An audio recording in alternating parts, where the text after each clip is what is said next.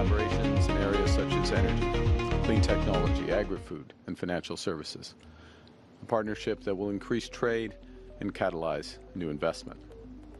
Tomorrow I will go to Davos, Switzerland, where I'll meet with leaders in commerce, technology, and global governance. Nos partenariats sont différents par leur orientation, leur portée et leur profondeur, mais ils poursuivent tous un même objectif: renforcer la stabilité, la sécurité et la prospérité du Canada et de nos partenariats. Le Qatar est profondément connecté au monde, économiquement diversifié et un leader sur la scène internationale. Près de 10 000 Canadiens et Canadiennes vivent et travaillent au Qatar. Nos échanges commerciaux bilatéraux connaissent une croissance rapide. Le Qatar représente près de la moitié des exportations canadiennes portées notamment par l'aérospatiale et la fabrication de pointe. Aujourd'hui, les investissements du Qatar au Canada progressent à un rythme près de 20% par année. Et maintenant, nous élevons notre relation et son niveau d'alignement en passant d'amis à de proches partenaires stratégiques. To launch this new chapter in our relationship, I'm pleased to announce that Qatar has committed to make significant strategic investments in Canada's nation-building projects. This capital will help the projects get built faster and supercharge our energy industries, while helping to create thousands of high-paying careers for Canadians. We're also announcing an ambitious new partnership where we deepen our ties across trade, investment, defense, and AI. After years of stalled negotiations, we're prioritizing a new investment promotion and protection agreement, which we'll finalize by this summer. This agreement will enable Canadian businesses to more easily expand their operations in and attract investment from this dynamic $290 billion economy. Following Ramadan, representatives from Qatar's Sovereign Wealth Fund will visit Canada to explore new investment opportunities. And in the coming months, a delegation of Canada's leading pension funds will visit here to do the same. Nous mettons en place une nouvelle commission sur la coopération économique, commerciale et technique afin de faciliter et de renforcer les liens d'affaires. Nous identifierons des possibilités de co-investissement dans l'intelligence artificielle, l'aérospatiale, le calcul quantique, la cybersécurité et les informations technology. We're launching negotiations on a new double taxation agreement to make it easier for Canadians to work and invest in Qatar, and vice versa. And we're deepening our defense relationship with joint training, expertise sharing, industrial partnerships, and military exchanges. Canada will also establish a defense attaché here in Doha to further opportunities to partner in defense, joining Canadian forces in this country. When the people of different countries are familiar with each other's cultures and perspectives, they're enriched and they trust each other more. They also want to do more together, to build together. And to that end, Canada and Qatar are strengthening our people-to-people ties and our cultural ties. This year, Qatar begins its year of culture, building lasting relationships through cultural, educational, business, and creative exchanges. Canada, to further these efforts, will expand our air transport agreement to increase direct flights to this country. Will also lead to more tourism and business between our nations. Finally, in the spirit of cultural exchange, I've extended an invitation to His Highness to visit Canada as our two countries face off in our first kickoff in our first ever World Cup match this June in Vancouver. On that note, I also want to thank Qatar and His Highness for the offer to share security expertise that they gained in hosting the World Cup. I had the privilege to cheer on Team Canada here. I can report that my heart rate, according to my watch, hit a new record when Alphonso Davies put it in the net for Canada. We look forward to continued success in the new year as host. Our two countries have much in common. We're both resource-based economies. We have complementary strengths in technology, security, and defense. We've long been friends. We've often worked together to pursue peace, security, and stability in the world. And now through shared ambition, we're working to diversify our trade, commerce, investment, to help build clean energy, health, AI, and defense capabilities, and to forge a new strategic partnership. In this more uncertain and dangerous world, we've chosen to create greater stability, security, and prosperity together. Thank you very much, and I look forward to your questions. Thank you, Prime Minister. Merci, Monsieur le Premier ministre. Nous allons maintenant prendre des questions. One question per journalist. First question, Robert. Rob Rousseau with The Economist. Prime Minister, I wonder if I can draw a line between a speech you made last April in which you said that if the United States was no longer ready to lead countries interested in trade, that Canada would lead. Put that into context for this week's visit. Has that begun? Other countries, which other countries are joining with you in this effort? And whether or not you discussed this effort with President Xi, and he might be interested, or you might be interested in having China join this effort. Okay. So this is an important question. Let me generalize the question first and then go more specifically, which is what's happening at pace and at scale is that a number of the multilateral relationships, institutions, rules-based systems are being eroded by various decisions of various countries, the United States included. And the consequence of that is that there's a reduction in freer trade. Much more trade is tariff-based or otherwise restricted. And there is virtually no, with all due respect to those who are trying to push it, but virtually no multilateral progress in these areas.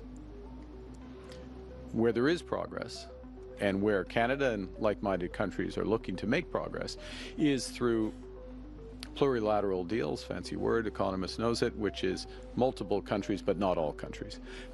So an example of that is the Trans-Pacific Partnership. Another example of it is the European Union, amongst the European Union, but the European Union with like-minded countries, Canada included. You just saw this week the European Union deal with Mercosur. One of the things we're doing, and one of the things I did discuss with President Xi, is where does it go from here? One of the first steps, and we're on record in advocating this, and we're working to make this happen, is to build a bridge between the European Union and the Trans-Pacific Partnership. Now, Canada is a member of both. I mean, we have a free trade, I should say more specifically, we're part of Trans-Pacific Partnership, but we also have a free trade, comprehensive free trade agreement with the EU, which has just been expanded by the agreement that we signed this past June with them and that we're working through to implement.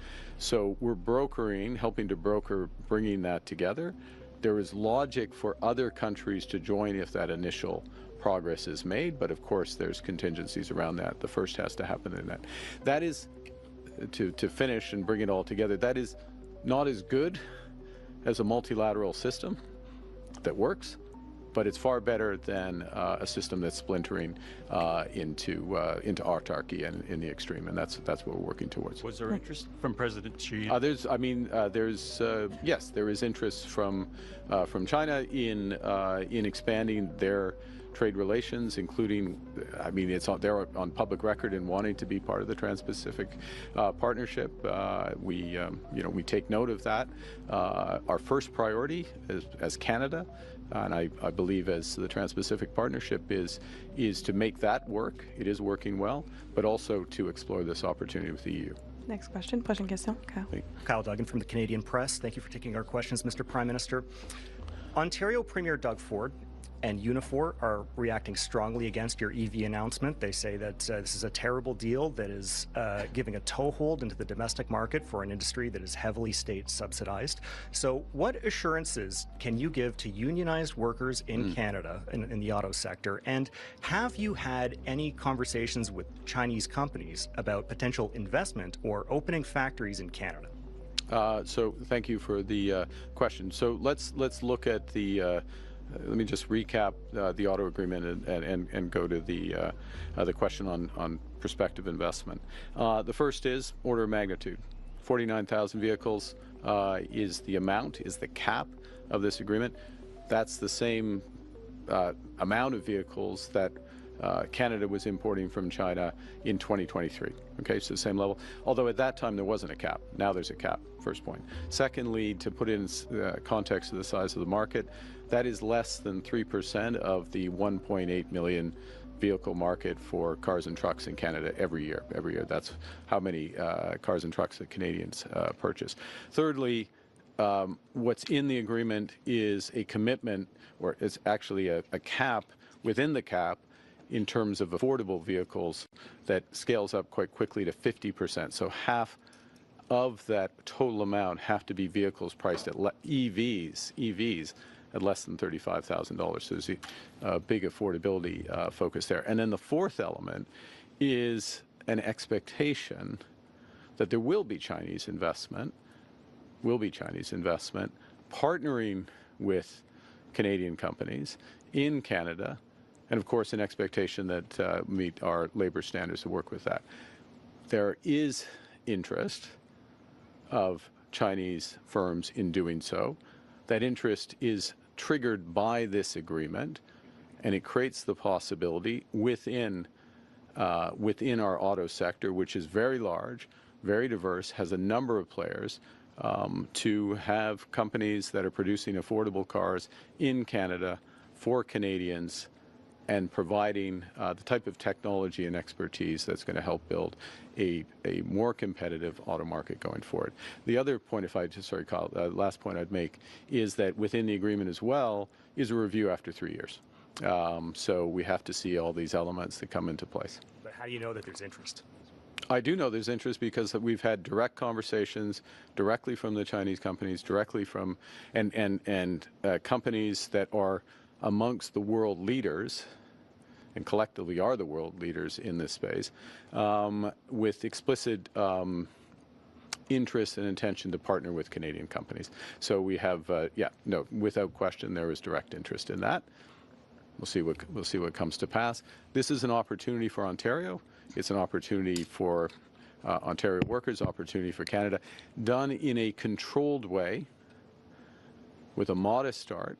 This is how, it's interesting. The term you used, you said toehold. It's a trial. It's an early stage, and this is the way you bring somebody into the market. But remember, this is a market that is the auto sector, which is evolving very rapidly. And we want to be competitive in this market. We don't want to be competitive in the market of 2000, 2010. We want to be competitive in the market in the future. Is what's going to get great jobs for Ontarians going forward. So, Mr. Chase. Next question. Good afternoon, Steve Chase, Globe and Mail. It's about Greenland. I want to talk to you or ask you questions about the new economic coercion that Mr. Trump is directing at our next door neighbor, as well as 7 European allies and Britain. He's talking about 10% tariffs until he's allowed to buy Greenland on 8 countries, and they are going to go up to 25% in June. So my question is, how can Canada accept this? What are you going to do about it, including adding to the military presence in Greenland? And what are you going to tell Mr. Trump? What's your message to Mr. Trump about this economic coercion if you meet him in Davos? Thank you for this very precise questions. It's a serious situation, and we're concerned. We're concerned about this escalation, to be absolutely clear. We always will support sovereignty and territorial integrity of countries wherever their geographic location is. I might add, to bring it to the current discussion today, as part of the discussions the Emir and I had about a series of situations which would have a common element, which is threats to or compromising territorial integrity and sovereignty, Ukraine being a very prominent example. But I'll bring it back now to Greenland. So we will always support that. The future of Greenland, decisions about the future of Greenland, are for Greenland and Denmark to decide. And the security of Greenland, security is first and foremost for them, but very much falls within the responsibilities of NATO. I had conversations with the NATO Secretary General in Paris 10 days ago, within the past 2 weeks at least, about how we're going to further enhance that security umbrella. It's something that Canada is working on already and contributing to. When I say working on within the broader Arctic, the so-called western flank and northern flank of NATO. And that's the job of NATO, and that's the responsibility of NATO partners. I have spoken to our European NATO partners, a number of them, Nordic NATO partners. I've spoken to the Prime Minister of Greenland, and there's a full commitment, not surprisingly, as is appropriate, of NATO partners to the security of Greenland. That's the right way to address this security, and the right way, finish and then hand back in terms of whether it's development of critical minerals, is to develop in partnership. You didn't mention the United States once. I asked you, what are you going to say to Mr. Trump about this economic coercion? I'm going to say everything I just said. How's that? En français, s'il vous plaît. En français, je vais prononcer tous les mots que je viens de dire. Non, sur Ah, on va, Oui, OK. oui, oui. En ce qui concerne, alors, Est-ce que vous êtes alors oui, le Canada est préoccupé par l'escalade actuelle. Premier point. Deuxièmement, la souveraineté et l'intégrité territoriale de n'importe quel pays, dans n'importe quel coin du monde, est inviolable. C'est un des aspects des discussions avec Son Altesse, c'était sur ce sujet, sur l'Ukraine, sur d'autres situations actuelles. Les décisions pour l'avenir de Groenland, de le Groenland, c'est la responsabilité du Groenland et du Danemark. Et la sécurité de Groenland, c'est la responsabilité premièrement pour le Danemark et le Groenland, mais dans l'ensemble, c'est la responsabilité de l'OTAN. Et j'ai eu des conversations avec le secrétaire général de l'OTAN sur ce sujet, et plus que ça, plusieurs discussions avec des dirigeants des pays européens sur ce sujet. Canada fait son part de sécurité actuelle de l'Arctique. Okay? Prochaine question, Laurence. Donc, est-ce que pour vous, la volonté de M. Trump d'annexer le Groenland, c'est de l'impérialisme? Et est-ce que si M. Trump ne lâche pas le morceau et va de l'avant, est-ce que c'est la fin de l'OTAN? Ce n'est pas nécessaire de continuer avec cet épisode, selon nous, parce qu'on peut renforcer la sécurité de Groenland avec les atouts et la volonté de l'OTAN, du pays de l'OTAN. Mais est-ce que c'est de l'impérialisme, ma première question? Ce n'est pas nécessaire. Ce n'est pas nécessaire, cette situation. Et comme je viens de dire, le Canada est préoccupé par l'escalade actuelle. Mais pourquoi We'll go to the last question. Dernière pourquoi est-ce que vous ne question. voulez pas critiquer M. Trump? We'll go to Ashley. Ouais, dans l'ensemble, je ne suis pas d'accord avec l'idée. Ça c'est clair. Ça, c'est clair. Alors, mais c'est le job. Dans une situation, il y a des situations, c'est la responsabilité du Canada de trouver des solutions. Et la solution est ici, l'avenir du Groenland, c'est le choix du Groenland et Danemark, et la sécurité du Groenland, c'est la responsabilité ultime de l'OTAN. Last question. Dernière question. Ashley. Good afternoon, Prime Minister. Ashley Burke, CBC News. Why are you accepting President Trump's invitation to join his Board of Peace? Is it acceptable to pay $1 billion to be a permanent member? And as well, do you have any concerns that this board could undermine the UN system? Well, a couple of things there. One is that we will I mean, there is a humanitarian tragedy in Gaza that is ongoing. And Canada will make every effort possible to address the situation and provide, at first step to alleviate stop the suffering, the intensification of the suffering, alleviate the situation, provide humanitarian aid, stabilize, ultimately move towards peace and a two-state solution. So we will explore every avenue in order to do that. I will, again, and I'll get to the balance of your question, again, I want to take this opportunity to reinforce the incredibly positive role and diligent role and an effort sans relâche de Son Altesse and of Qatar to getting us to this position where there is the possibility of those things happening in their leadership of achieving a ceasefire. First point. Second, with respect to the specifics of the Board of Peace, the President raised it with me a few weeks ago.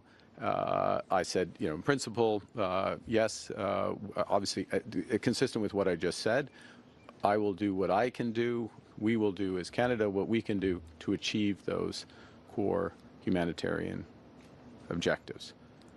With respects to the specifics of the Board of Peace, we haven't gone through all the details of the structure, how it's going to work, what financing is for, et cetera. And so we will work through those in the coming days. I had an exchange of views with the Emir, His Highness the Emir, about that, and I found that we were very aligned about what needs to happen, how it needs to work in order for this to be consistent with a positive outcome. Is $1 billion reasonable, though? I mean, that's one of the the modalities of that, money, how's it going? All these questions. Canada wants money to have maximum impact. Let me underscore one thing. Let me underscore one basic thing about the situation. We still do not have unimpeded aid flows, humanitarian aid flows at scale to the people of Gaza. That is a precondition for moving forward on this. Thank you. En français, sur le Conseil de la paix, pourquoi vous avez accepté l'invitation de M. Trump? En principe, j'ai eu une discussion avec le président il y a quelques semaines et en principe, j'ai dit oui, le Canada va faire tout ce que nous pouvons le faire pour la paix, pour l'allègement de la situation. C'est une situation horrible qui existe encore. Alors, mais il faut étudier les détails, il faut mieux comprendre les modalités, l'efficacité de cette idée de Conseil de la paix. J'ai eu une bonne discussion avec Son Altesse sur le sujet et nous sommes absolument d'accord avec quelques aspects qui seront nécessaires pour cette idée d'être aussi effective que possible. Merci. C'est ce qui met fin à notre conférence de presse. Merci beaucoup. This puts an end to our press conference. Thank you.